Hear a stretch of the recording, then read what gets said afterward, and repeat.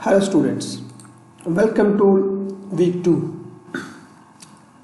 आज का जो हमारे लेक्चर का लेआउट है उसमें हम देखेंगे कि हमारे पास what is difference between formal and informal languages.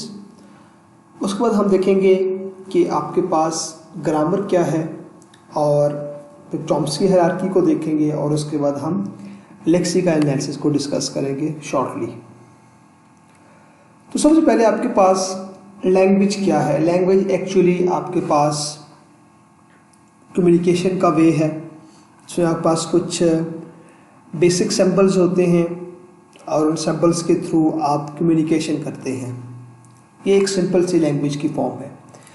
और आपके पास दो तरह की लैंग्वेजेस होती है, एक आपके पास फॉर्मल लैंग्वेज है और एक आपके पास इनफॉर्मल लैंग्वेज है। इनफॉर्मल लैंग्वेज आपके पास जैसे नाम से जाहिर है जिसमें कोई फॉर्मेलिटी आप फॉलो नहीं कर रहे होते।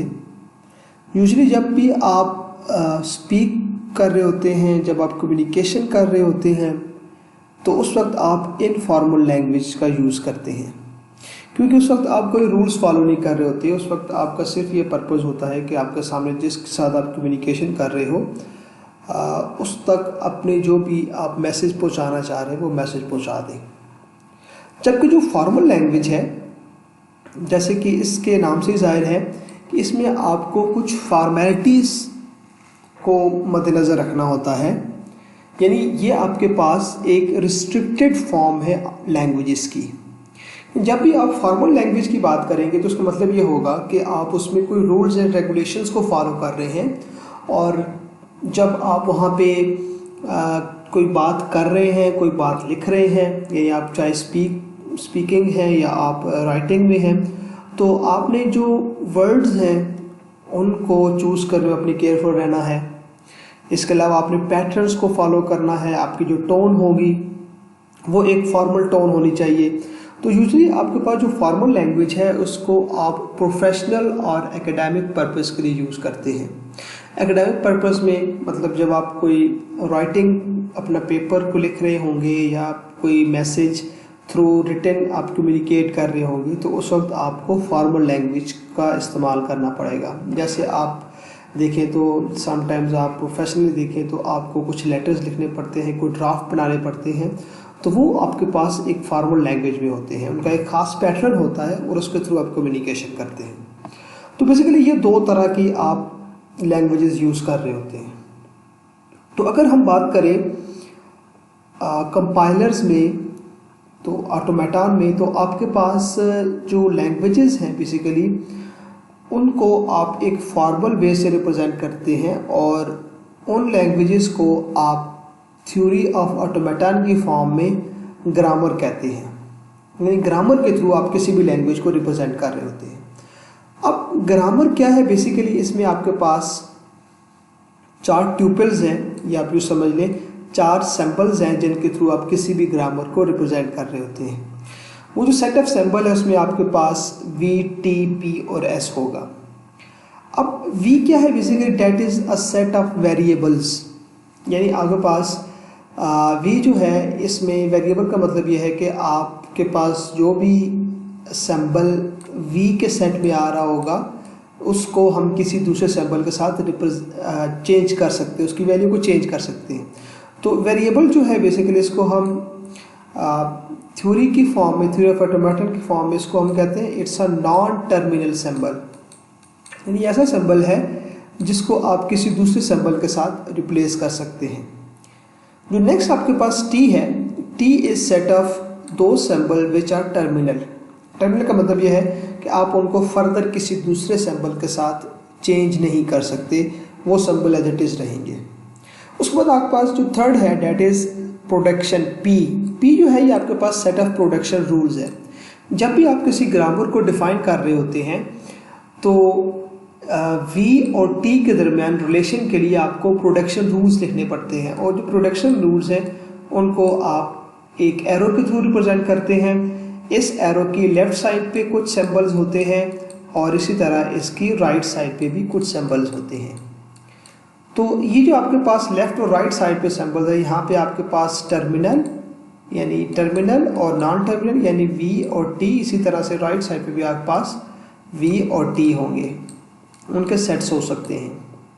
तो ये जो आपके पास एक आपने एरो के थ्रू एक रूल रिप्रेजेंट किया है, इस रूल को हम कहते हैं इट्स अ प्रोडक्शन।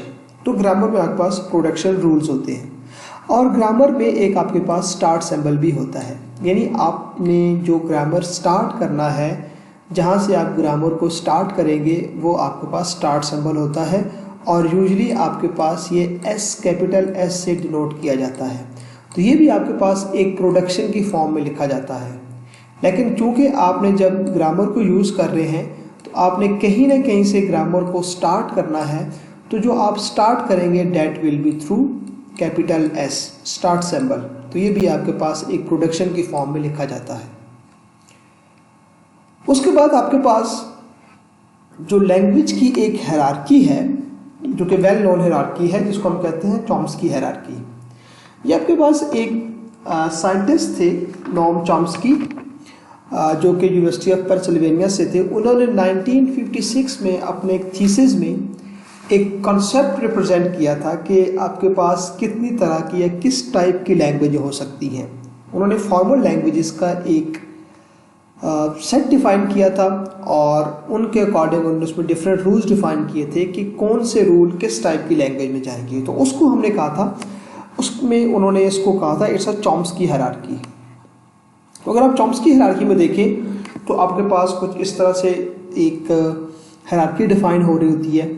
एक आपके पास जो सबसे अनरिस्ट्रिक्टेड फॉर्म है, जिसमें सबसे कम रिस्ट्रिक्टेड फॉर्म है, उसको हम रिकर्सिवली एन्यूमरेबल लैंग्वेज या इसको हम टाइप 0 लैंग्वेज भी कहते हैं। तो उन्होंने एक्चुअली उसको टाइप से रिप्रेजेंट किया था, इट्स अ टाइप 0 लैंग्वेज।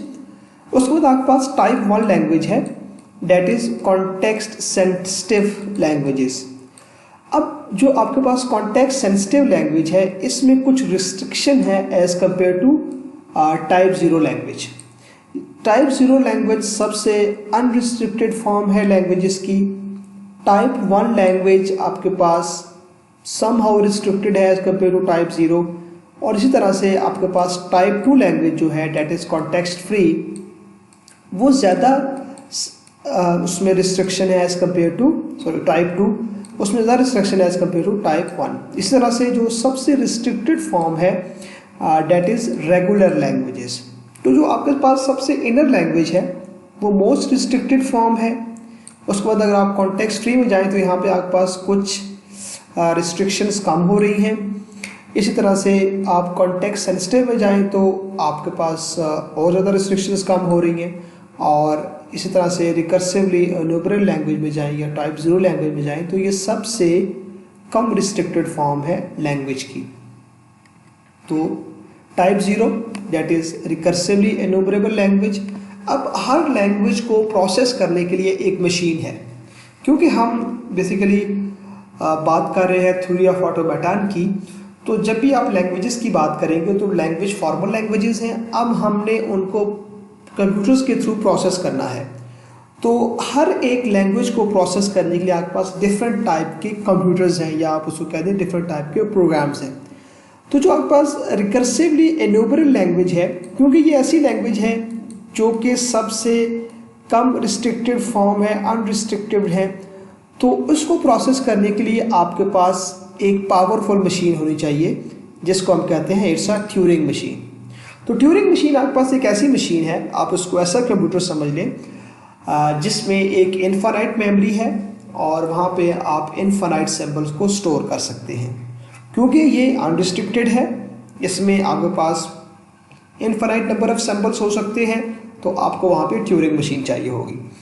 जाहिर है ट्यूरिंग मशीन इस तरह की कोई मशीन ऐसी है नहीं कि जिसको आप इनफाइनाइट मेमोरी के साथ रिप्रेजेंट कर सकें।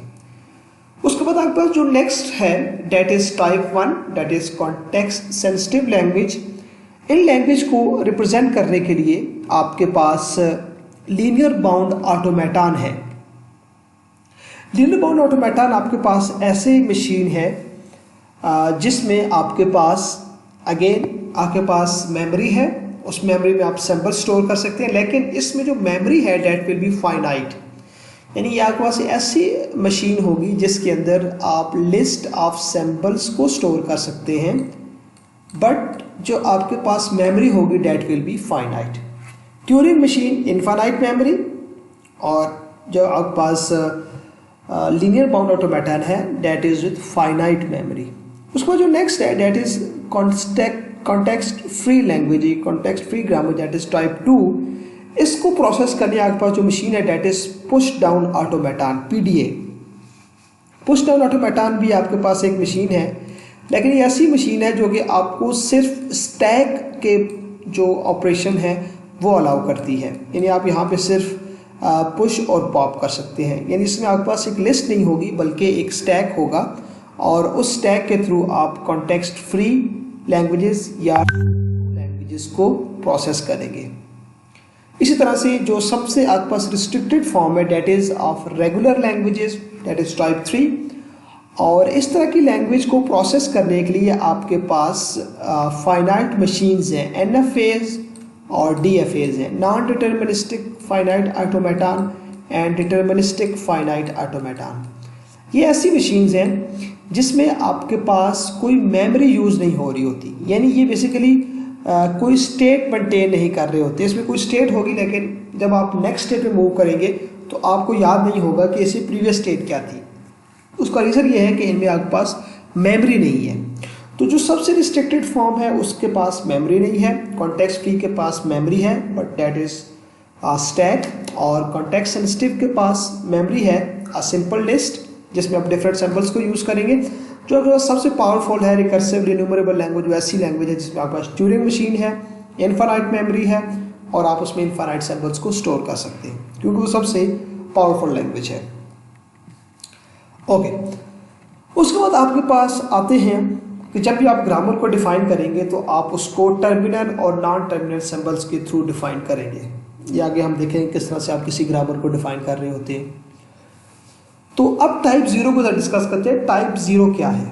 टाइप 0 एक ऐसी लैंग्वेज है जिसमें आपके पास कोई रिस्ट्रिक्शन नहीं है। सिर्फ एक रिस्ट्रिक्शन है कि आपके पास जब भी आप कोई लैंग्वेज डिफाइन करेंगे तो उसके लेफ्ट साइड पे एक नॉन टर्मिनल सिंबल लाजमी होना चाहिए। जैसे आप इसको देखें, हमने एक प्रोडक्शन लिखी है और वैसे जो आपके पास नॉन टर्मिनल सिंबल्स हैं उनको कैपिटल लेटर से रिप्रेजेंट करते हैं और जो टर्मिनल सिंबल्स हैं उनको आप स्मॉल लेटर के साथ रिप्रेजेंट करते हैं। तो यहाँ पे देखिए तो आपके पास लेफ्ट साइड पे एक नॉन टर्मिनल सिंबल है और राइट साइड पे आपके पास एक एक्स और अगेन नॉन टर्मिनल सिंबल्स। तो बेसिकली आपके पास ये दो प्रोडक्शंस हैं। एक आपको प्रोडक्शन ये बता रही है A can be replace with small x and again a can be replaced with x और b। आप इसमें से कोई भी प्रोडक्शन यूज़ कर सकते हैं। दरम्यान में जो सिंबल है ये r को रिप्रेजेंट कर रहा है। इस तरह से आपके पास ये एक और टाइप 0 ग्रामर है जिसमें आप एक सिंबल से स्टार्ट करें, दिस इज स्टार्ट प्रोडक्शन, और उसके बाद आपके पास एक और प्रोडक्शन है। तो बेसिकली इसमें सिर्फ आपके पास जो रिस्ट्रिक्शन है वो सिर्फ ये है कि आपके पास जो लेफ्ट साइड है वहाँ पे एक नॉन टर्मिनल लाजमी होना चाहिए। उसके बाद आप आते हैं टाइप 1 ग्रामर जो कि कॉन्टेक्स्ट सेंसिटिव ग्रामर है, which is CSV, context sensitive grammar. ये इसमें कुछ रिस्ट्रिक्शन है as compare to type 0 grammar जो कि अनरिस्ट्रिक्टेड ग्रामर है। इसमें पहली रिस्ट्रिक्शन ये है कि आपके पास जो लेफ्ट हैंड साइड पे सिंबल्स हैं they must not increase to the symbols of right hand side. यानी जब आप यहाँ पे लेफ्ट हैंड साइड पे कुछ सिंबल्स लिखेंगे जो कि टर्मिनल नॉन टर्मिनल दोनों हो सकते हैं, उनकी जो लेंथ है जो राइट हैंड साइड पे जो सिंबल्स हैं उनसे ज़्यादा नहीं होनी चाहिए। पहली रिस्ट्रिक्शन ये है। दूसरी रिस्ट्रिक्शन ये है कि आपके पास जो एप्सिलॉन की प्रोडक्शन है, यानी आप लेट्स से यहाँ पे लिखते हैं A can be replace with epsilon, यानी इसका मतलब ये है कि आप ए को किसी के साथ रिप्लेस नहीं कर रहे। आपको वो प्रोडक्शन अलाउड नहीं है, लेकिन सिर्फ एक जगह पे अलाउड है जहाँ पे आपके पास उसको आप स्टार्ट सिंबल से रिप्रेजेंट कर रहे हैं और वो सिंबल आपके पास दोबारा किसी प्रोडक्शन में अपीयर नहीं हो रहा। तो आप वहाँ पे जो आपके पास एप्सिलॉन की प्रोडक्शन है वो लिख सकते हैं। इसके अलावा आप कहीं और एप्सिलॉन की प्रोडक्शन नहीं लिख सकते। तो यहाँ पे जो टाइप 1 है उसमें आपके पास दो रिस्ट्रिक्शन है। पहली रिस्ट्रिक्शन जो आपके पास लेफ्ट हैंड साइड पे सिंबल्स होंगे उनकी लेंथ राइट हैंड साइड के सिंबल से ज़्यादा नहीं होनी चाहिए। दूसरा ये है कि आपके पास किसी भी प्रोडक्शन में एप्सिलॉन नहीं होगा, मास वाई आप एप्सिलॉन लिख सकते हैं स्टार्ट प्रोडक्शन में।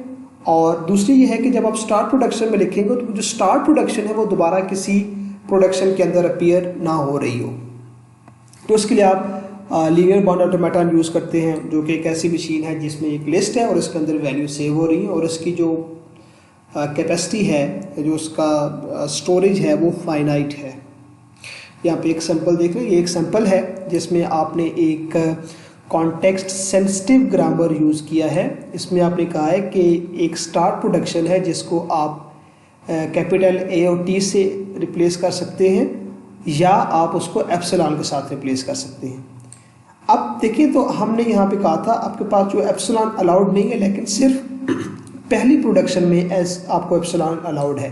तो हमने एप्सिलॉन फर्स्ट प्रोडक्शन में लिखा है, तो इसका मतलब है ये आपके कॉन्टेक्स्ट सेंसिटिव ग्रामर के रूल्स को फॉलो कर रहा है।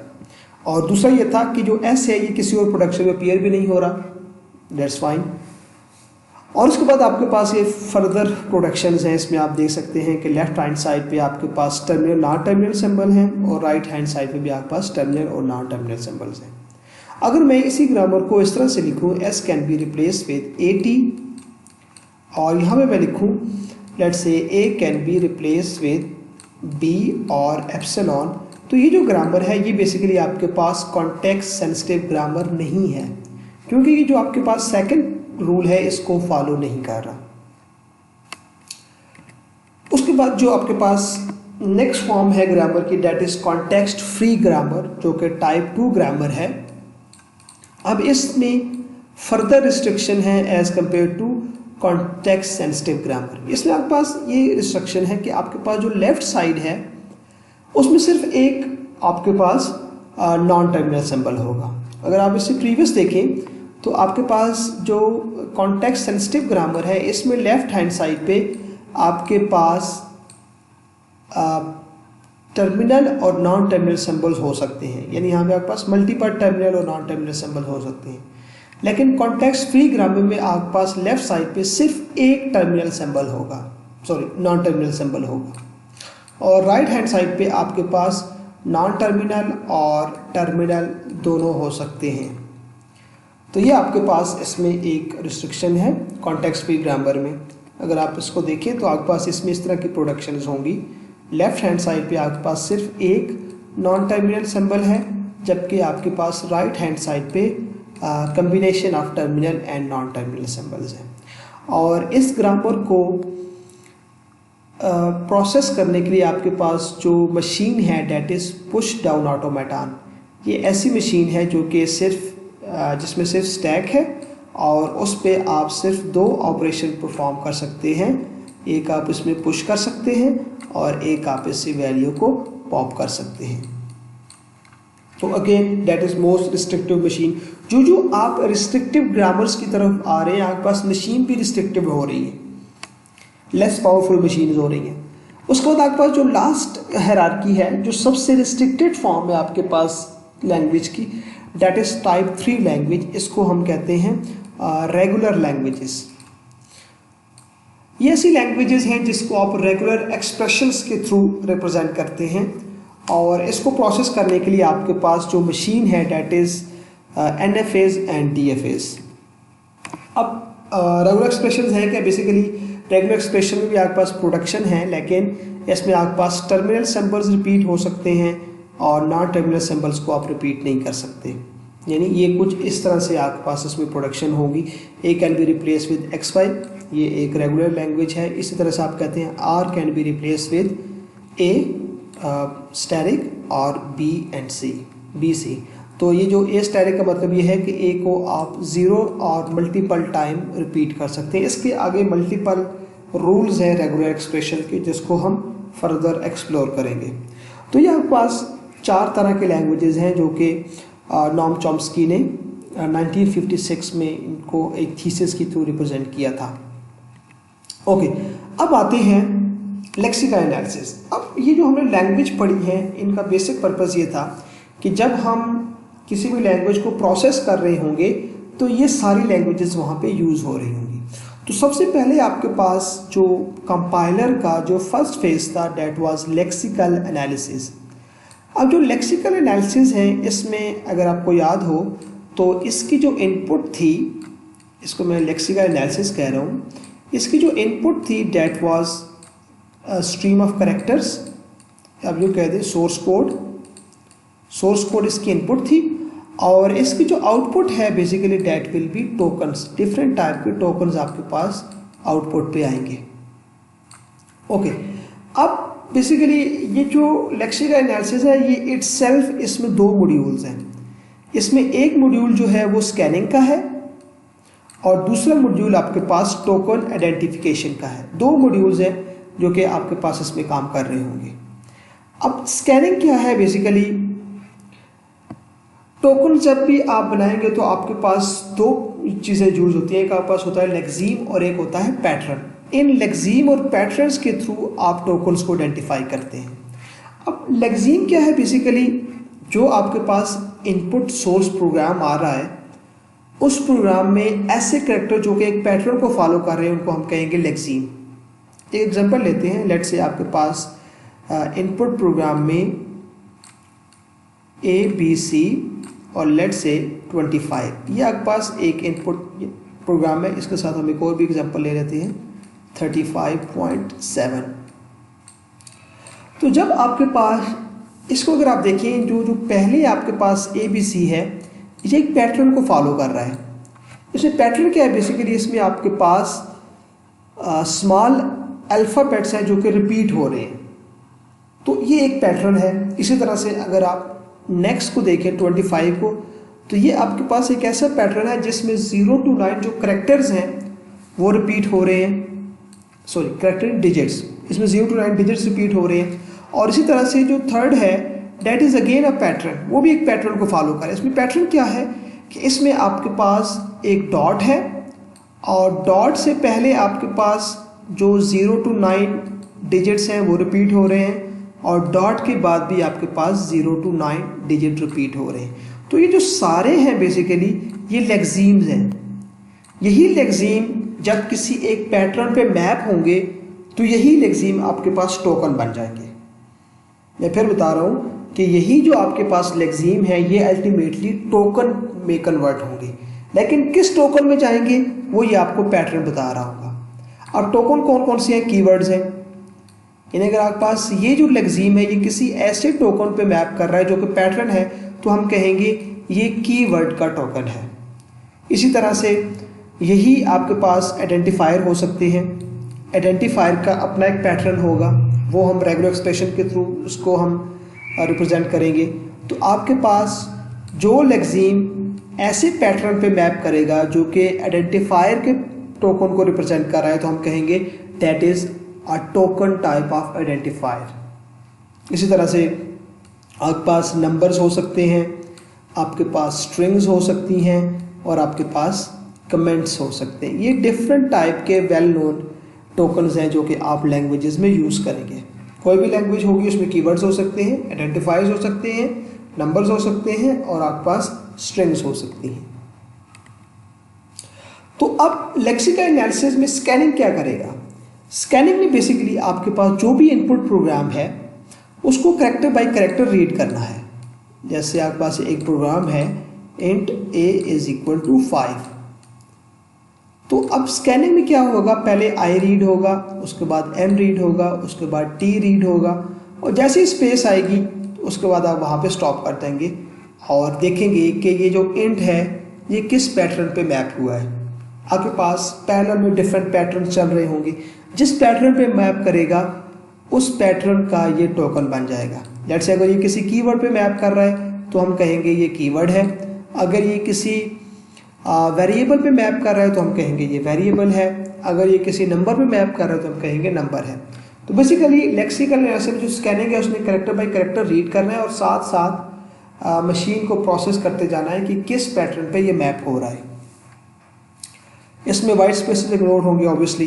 अब इसमें एक कॉन्सेप्ट है लुक अहेड का। समटाइम्स ये होता है कि आप सिर्फ एक कैरेक्टर से डिसाइड नहीं कर सकते कि ये बेसिकली किस पैटर्न पे मैप कर रहा है। लेट्स से आपके पास डबल इक्वल टू है।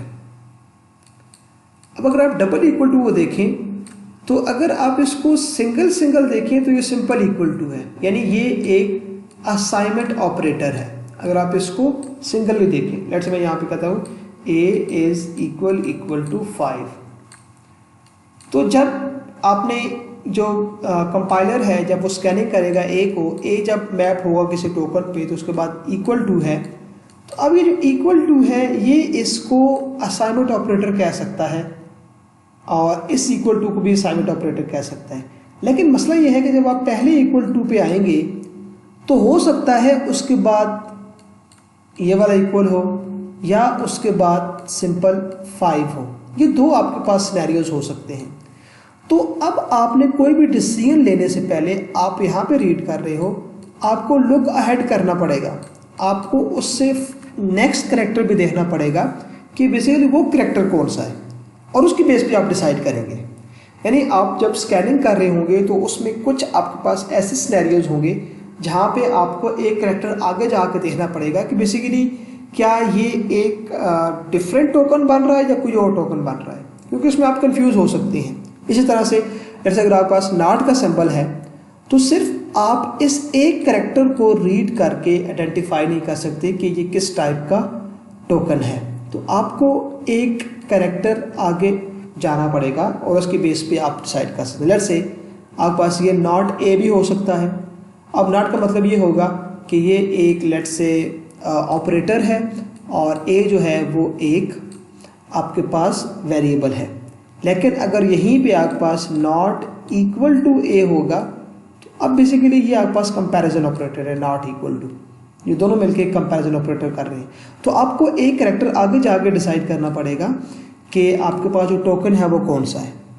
अच्छा, लेट्स से अगर आप एक कैरेक्टर आगे जाते हैं, आपने कहा नॉट ए, आपने नॉट रीड किया, अब आपने डिसाइड करना है एक कैरेक्टर आगे जाके कि ये नॉट इक्वल टू है या कुछ और है, तो आपने ए को रीड किया। अब ए जो है बेसिकली वो इक्वल टू नहीं है, तो उसका मतलब है अब आपने नॉट को बताना है कि ये कौन सा है, तो अब आपने वापस एक स्टेप जाना है और इसको कहना है कि ये एक नॉट ऑपरेटर है और फिर आपने ए से फर्दर प्रोसेसिंग करनी है।